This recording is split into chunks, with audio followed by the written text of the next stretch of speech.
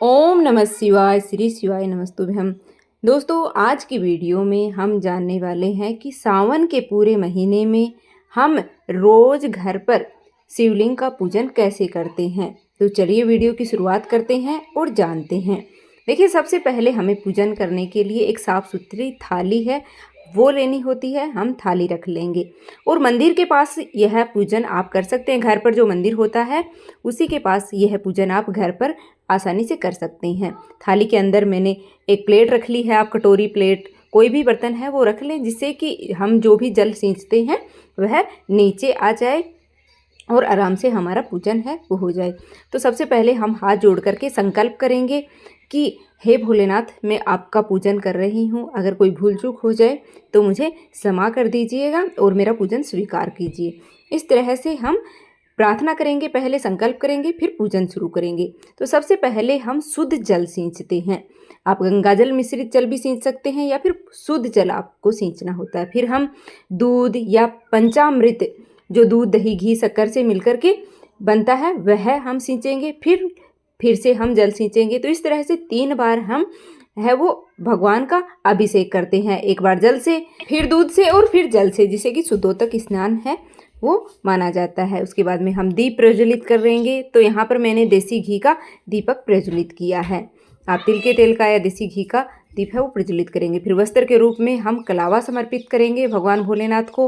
अगर जनेऊ है तो आप जनेऊ समर्पित कर दीजिएगा। उसके बाद में हम तिलक करेंगे। चंदन से भगवान भोलेनाथ को त्रिकुंड बना दें और चंदन से तिलक कर दें। और साथ में ही हम भगवान भोलेनाथ के मंत्रों का जप भी करते रहेंगे। श्री शिवाय नमस्तुभ्यम, ओम नमः शिवाय, जो भी मंत्र आपको आते हैं तो आपको जप अवश्य करने चाहिए पूजा करते समय।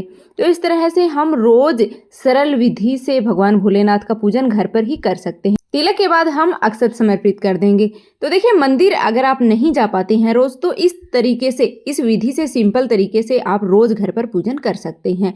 फिर हम बेलपत्र समर्पित करेंगे। तो तिलक लगा देंगे हम चंदन से और फिर बेलपत्र, जो चिकनी साइड होती है बेलपत्र की, वह हम भोलेनाथ को स्पर्श कराते हुए समर्पित कर देंगे। और साथ ही जो भी फूल पत्ते आपको मिल जाते हैं जो भगवान भोलेनाथ को प्रिय हैं, वह भी आप समर्पित कर सकते हैं। अगर फूल पत्ते आपके पास नहीं हैं तो आप भगवान भोलेनाथ को एक बेलपत्र और एक जल का लोटा अगर समर्पित करते हैं सच्चे मन से, तो भगवान भोलेनाथ हैं वो उसी से प्रसन्न हो जाते हैं। क्योंकि भगवान भोलेनाथ हैं, भोले बाबा हैं, तो यह थोड़े से प्रयास से ही, मतलब थोड़ी सी पूजा से ही बहुत ही ज़्यादा प्रसन्न होते हैं और हमारी जो भी मनोकामना है उनको पूर्ण करते हैं।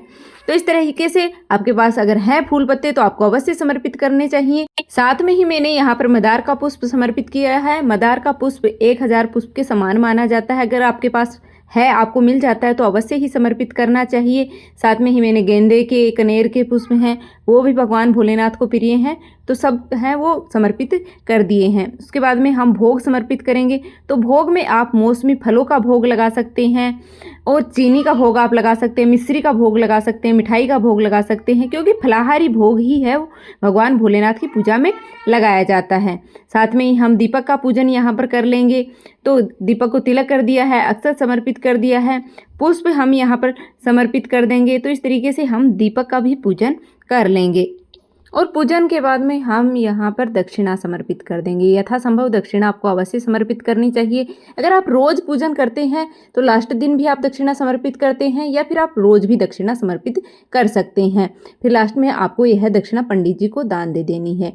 फिर हम धूप है वो दिखा देंगे। तो धूप दीप दिखा करके और फिर हम भगवान भोलेनाथ की आरती करेंगे। तो इस तरीके से प्रेम पूर्वक हम भगवान भोलेनाथ, भगवान गणेश की, माता पार्वती की, सभी की आरती कर लेंगे। अगर आपको टाइम है या आपको आती है आरती तो आप आरती कर लीजिएगा, या फिर 5 या 7 बार क्लॉकवाइज घुमा करके भी आप आरती का रूप दे सकते हैं। लास्ट में हम हाथ जोड़ करके भगवान भोलेनाथ से क्षमा प्रार्थना कर लेंगे। हमारी पूजा में जो भी कमी रही है उसके लिए क्षमा प्रार्थना कर लेंगे और हमारी जो भी मनोकामना है उसको पूर्ण करने के लिए भगवान से प्रार्थना कर लेंगे।